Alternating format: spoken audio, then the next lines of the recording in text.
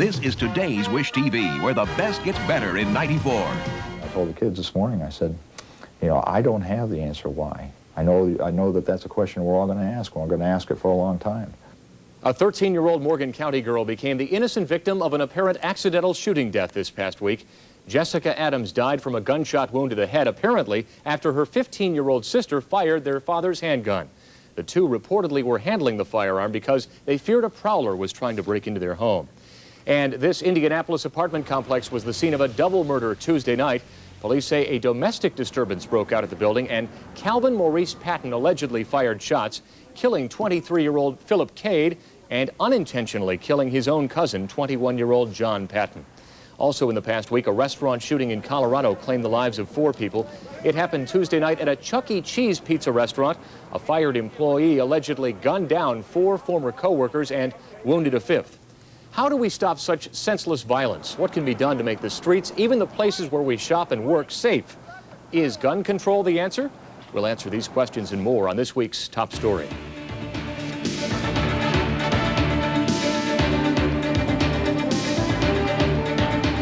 Welcome to Top Story. I'm Ken Owen. You pick up a newspaper, turn on your television set, sometimes even drive down the street, and you see and hear about it. Violence involving people and guns. We're going to talk about gun control today. News 8's I-Team recently found that guns are easy to get no matter where you live, how old you are, and whether or not you have a license to carry one. Our affiliate in New York City uncovered a new trend this past week. WCBS reporter Ren Scott reports from Newark, New Jersey, on a trend that authorities say could become widespread. Guns for rent. Gun? Yeah, for protection or whatever. What did it cost you? $65. 65 yeah, bucks? because it's a little gun, that's why. Yeah. But you could get it. You could get anything you wanted. Yeah, any kind you want with no problem. Only one of the young men gathered at the Prince Street projects in Newark would actually show us his gun. But 7 out of 10 claimed they were carrying a gun while we talked. They said it was so easy to borrow a gun at the project, there was no need to ever rent a gun. But if you borrow a gun, they said, you are expected to pay a price. If I let a certain person hold one of my guns and I know that they're going to rob somebody or anything, you know what I'm saying, you know, as far as dealing with money, and I'm supposed to get a percentage of that. What if someone doesn't give you a percentage? They get shot. Meanwhile, outside a Newark prep school, teenagers told us that renting guns was becoming the thing to do. Yeah, like I got a cousin that do that. He rent guns from a man down the street. And on the day the FBI announced the roundup of nearly 70 illegal guns on the streets of Newark, the special agent in charge said renting guns is rapidly on the rise. It's a growing problem. I can't give you a percentage in terms of its prevalence, but it is a significant part of the problem. The scary thing about renting is it can put the most dangerous, the most expensive, and the most powerful weapons in almost anybody's hands for just one crime. For instance, out on the street, this Tech 9 semi-automatic might sell for about $600, but you can probably rent it for about $50 a night. I was shot right across the street over there with a 9mm. 6 times? Yeah, in my legs. And for much of the youth in the projects of the city of Newark, it has made gun violence a part of everyday life. You be 7 years old, there's guns everywhere. Just like buying a pack of cigarettes. You got the money, you can get the gun. This is Ren Scott reporting for CBS News. Some say the answer is gun control. Is that the case? We're going to talk about that today on Top Story. Joining us are Deputy Chief Michael Hoke of the Marion County Sheriff's Department, Juvenile Court Judge James Payne, David Mason, a professor at Butler University and a member of Handgun Control Incorporated, and also joining us today, James Reinhold, the president of the Indiana State Rifle and Pistol Association. Judge Payne, you deal with young people, young offenders all the time. How serious is the gun problem in Marion County? It's a real serious problem. Kids have immediate access to a weapon. In home, on the streets, their friends. Deputy Chief Hoke, how widespread is the problem in terms of what you see from the Marion County Sheriff's Department? It's becoming more widespread all the time. Where guns used to be the exception to street patrol, now it's the rule. Whenever you encounter someone, you have to be cognizant of the fact that they very possibly may be armed. And Mr. Reinhold, we're going to get into this and kind of work around it, and I want you fellows to jump in at any point in the discussion and state your cases, because I think this ought to be a forum and not necessarily something controlled by me. What do you say to people who say there are more guns on the streets, It seems like every day there's a story in the newspaper. Friday morning, word from Chelsea, Michigan, a school superintendent shot by a disgruntled teacher who walked into a meeting and also wounded 2 others. You're hearing more of a hue and cry for gun control in this country. Whether or not it's a widespread one, it's something we're hearing from the ground up. The idea of gun control, there is a great deal of gun control out there today. It's in place. The fact remains we need crime control, criminal control. That the entire program hinges around and does something with. Hugo Black, very famous justice, made the statement, oh, this was over 30 years ago, that 70% of all crime is committed by those individuals who are out on parole or awaiting trial. Judge Payne?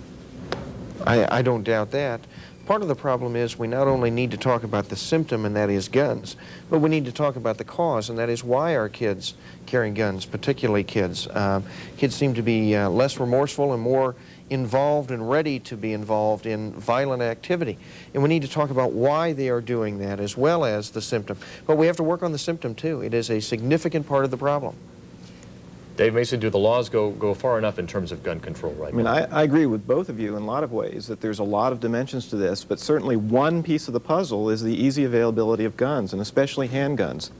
And in my view, we've moved in some direction toward restricting that. For example, the passage of the Brady bill at the national level would require a waiting period nationwide. But I believe that we need to go even farther than that. And that a lot of these incidents that we heard about today are due to insufficient restrictions. So one could talk about, for example, the Clinton administration has broached the idea of a national licensing system so that people could get guns, but they'd have to take a gun safety course.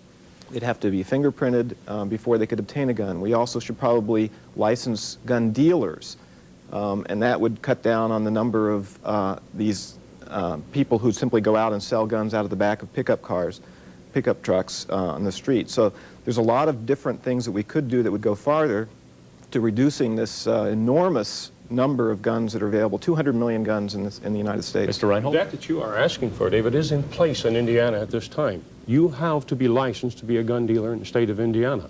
You have a background check that goes with your local department and with the state police. That's in place.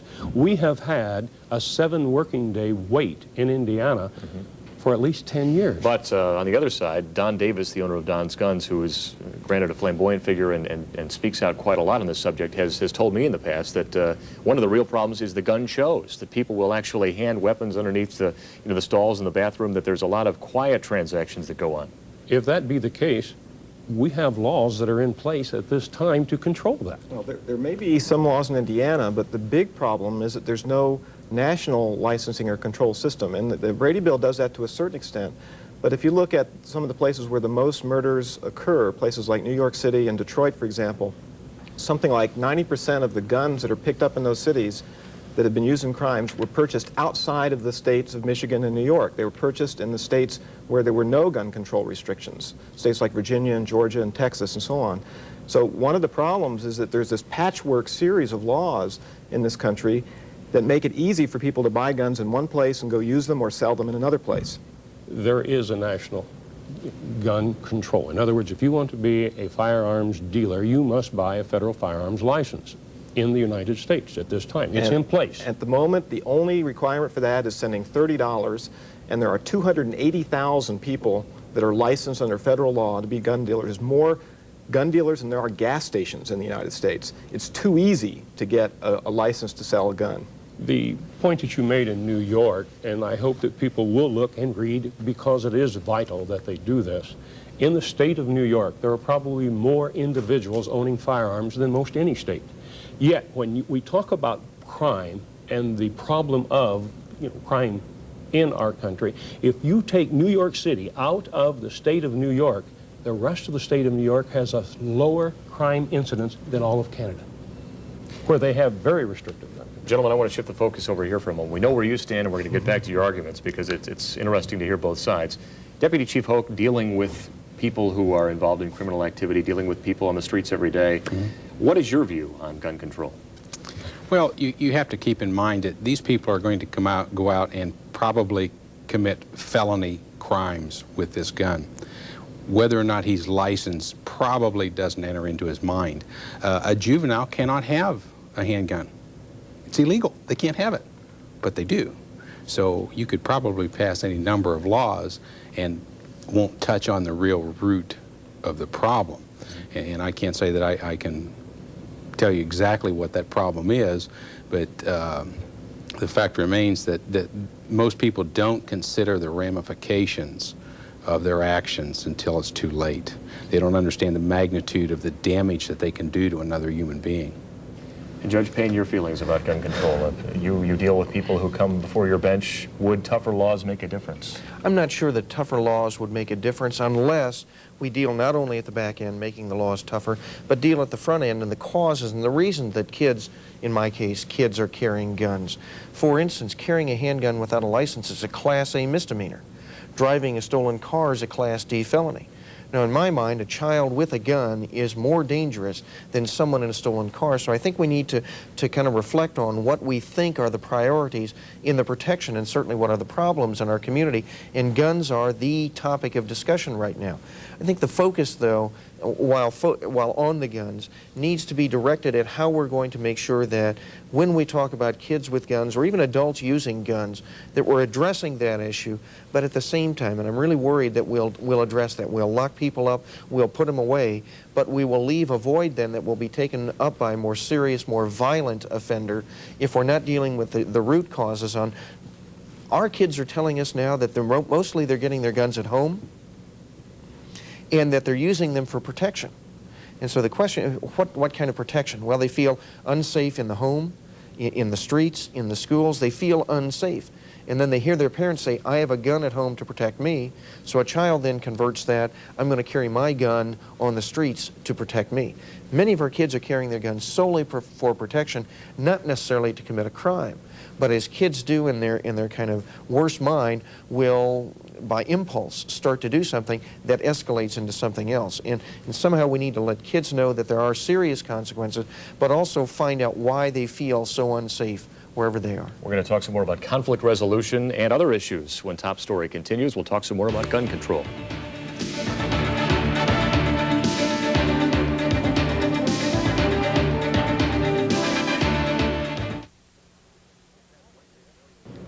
This past Wednesday, the Marion County prosecutor applauded the arrest of a man accused of supplying guns to kids. Police say 21-year-old Christopher Allen operated on the streets of a North Side neighborhood.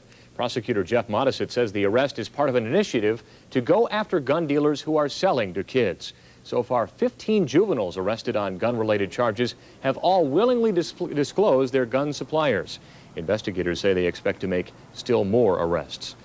A problem? Kids getting guns from people who are selling guns to them. Is a dent being made in that department, Judge Payne? I think we're starting to recognize that we need to deal with the causes, and the causes are adults influencing juveniles, and one of those is adults selling guns to kids, giving guns to kids.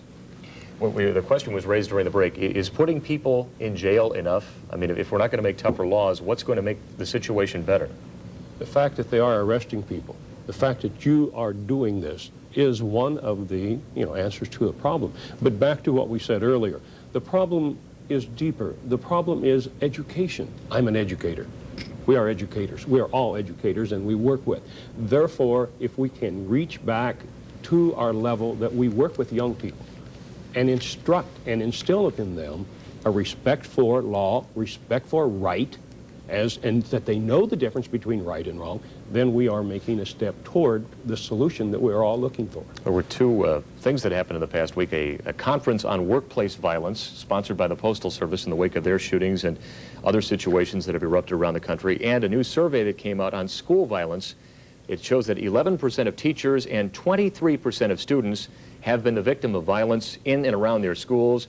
And Attorney General Janet Reno told a conference, children must be taught, quoting now, that you don't solve problems by guns and fists and knives.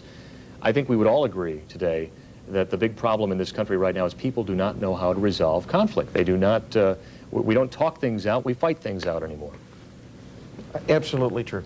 But kids learn their concept of conflict resolution, but what they see and what they're seeing in their homes, in domestic violence, on the movies they watch and the shows they listen to and the music they listen to. They're seeing violence, and then they're seeing it on the playgrounds and the schools. They're exposed to violence on a regular, ongoing basis, and they believe that is the way to resolve conflict. So what is the answer? Dave Mason, I'm sure that from your perspective, gun control is a part of the equation. It's part of the equation, and I don't think anybody wants to argue that gun control is going to solve all these problems. That's not the case, but it's an important piece of it. It's the instrument that allows these inflammatory situations to become deadly. And most homicides by guns are among people that know each other. It's not by some hardened criminal coming out with an illegally purchased weapon. It's usually legally purchased weapons, and it's usually among people that know each other. So a big piece of the puzzle, I think, is to do some licensing. Now this goes along with the education idea. We require a license to drive a car. And as you pointed out, Judge, it's, you know, a gun in a teenager's hand is much more deadly than a car. We require no licensing for gun ownership. There's a permit required, but no licensing. And part of the licensing procedure is to require that people undergo gun safety instruction before they're allowed to purchase a gun. And you will find that the Indiana Rifle and Pistol Association, along with the NRA, works very hard at giving individuals, families, children, anyone that would ask for it, with the Department of Natural Resources in the state of Indiana, as with your department, instruction on safe use of. Voluntary instruction. But the NRA opposes licensing laws. The overall licensing, yes, because we do not feel, and I'm not speaking for the NRA, I'm speaking for Jim Reinhold. I do not see what giving a license will do. When you mention licensing as a control of, we license vehicles, and yet 50,000 people died in vehicles this past year. Am I not correct? In automobiles. And without licensing, there probably would have been a lot more. Nevertheless, we are working at that. There are programs ongoing by your department within York where we work with individuals who've had a problem. We work with individuals in school and we give them instruction. And that's where we reached at the root of all of this. We must work with instruction and we must work with education. Jim, we could talk about this all day. We're out of time, so I'm going to go around and just quickly have each of you answer this question. Do we need tougher laws in this country at this point? I think we do. I agree to a degree with the gentleman on my right. We do have good gun laws. We have to figure out a better way of dealing with human issues. Jim, I'll go along with that. Education. And Dave, I know your answer too. Tougher gun laws and tougher enforcement of existing gun laws. Well, gentlemen, thank you for joining us today on Top Story. This is an issue, I think, that is becoming more high profile, and it's a good debate. I think we'd all agree that when we're talking about making the streets safer, whether it's by regulation or just by talking things through, and I think in the end we would all agree that that's a good place to start. It's an important discussion to have, so thank you for joining us today. When Top Story continues, he's called a fascist. Does Vladimir Zhirinovsky represent a threat to democracy in Russia and to superpower relations? We'll discuss the recent elections in Russia when we come back.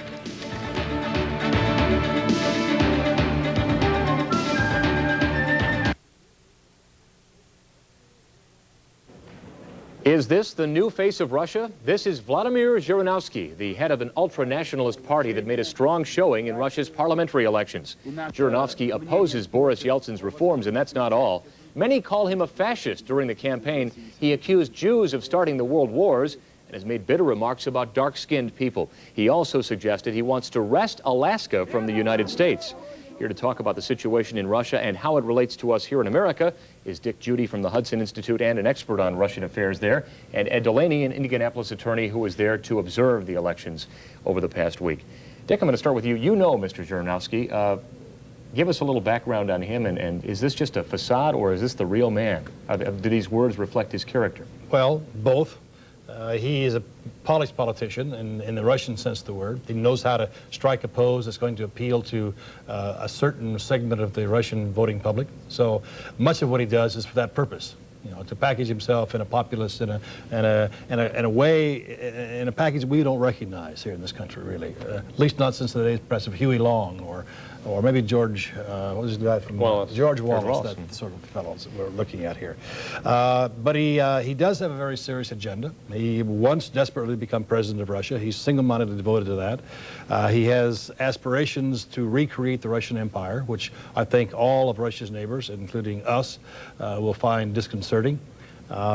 He does indeed have a strong streak of racism in him, mainly oriented toward the dark-skinned people of Central Asia and the Caucasus. He's not particularly anti-Semitic, contrary to the way he's being pictured in the American press. Having said all of this, and admitting that there are some disquieting parallels between this man and Adolf Hitler, and also some disquieting parallels between the situation in Russia today and in pre-Hitler Germany, having said all of that, I think that we must be careful not to demonize this character. We may have to face him as president of Russia someday. And it's probably in our interest to get to know him very well indeed and try to understand our appropriate responses than it is to simply demonize him and go into panic about this. I do believe there are some specific responses that we should take, but maybe we can talk about that later. And Delaney, the Clinton administration says this is not so much the Russian people voting for a politician as it is the Russian people feeling the effects of a bad economic situation and wanting change. What was the mood in the country when you were there? Well, I think there is a big issue facing the Russians that no one really wants to talk about, but every individual citizen knows, and that is that many of these factories that employ 20 and 30,000 people in one plant are doomed to failure and are going to close or have to be radically changed. And every individual is looking at his or her job like it's something that will be gone tomorrow. It's like NAFTA times a million. And that's really what's driving it. And Zhirinovsky appeals to those people and says, I'll keep it the way it was. You'll have your mediocre job and your mediocre lifestyle, and we'll be good nationalists and have fun together. And that's a very simple and attractive message, and I think that's how the two come together. You'll have something, is what he's telling them. They fear they'll have nothing. How serious a threat is this right now? I think in America, we were talking before we went on, we've kind of been lulled into sleep by Gorbachev and Yeltsin, the friendly handshakes, the nice summits. All of a sudden, we have the specter of perhaps things going back to the way they were. Well, they won't go back to the way they were. They'll go back to something maybe even worse than the way they were. I think there's a significant possibility that may be the case. Ed is absolutely right. Russian people are worried about their jobs, if those that still have them, and they're worried about their standard of living. Their savings have been wiped out by inflation. The situation, in many respects, is reminiscent of Weimar Germany on the eve of Hitler's triumph at that time. And people in moods like that are desperate, and they'll turn toward a radical character of this type. There's no question about that, and Zhirinovsky exploits these feelings very well. And it's important to remember that things are going to get worse in Russia from the standpoint of the average citizen and how he and she lives, but well before they get better. And in particular, they're going to get worse during the next 2 years, leading up to the presidential elections of 1996. And that is what Zhirinovsky is aiming for, to triumph in that particular election. Everything he does in the parliament between now and then is going to be single-mindedly focused on triumph in the 1996 presidential elections. And the chances are far from negligible that he will in fact win that. I was in Moscow in 1988, and the feeling I got from people was, and that was before really things started to change, that democracy would be wonderful and a very rosy time. And the transition, of course, I don't think anybody realized, except those of us who were watching, would be this traumatic to them. Let's make you two gentlemen president for 5 minutes. Real quickly, what would you do if you were Bill Clinton right now? Well, first thing I would do is go to or send my representatives to the NATO meetings in January and say, yes, indeed, we agreed there should be no security vacuum in Central Europe. We welcome into NATO's fold Poland and the Czech Republic and Hungary and probably Slovakia and probably the Baltic states. This is not meant to threaten Russia. It's no way a threat. It's a defensive alliance, but there is not to be any misunderstanding. Our commitment is to these countries to preserve them from any attempt by Russia to resubject them to domination.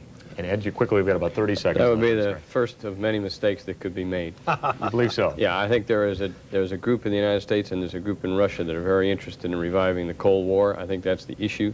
I think that Vice President Gore was right to say we don't want to go backwards.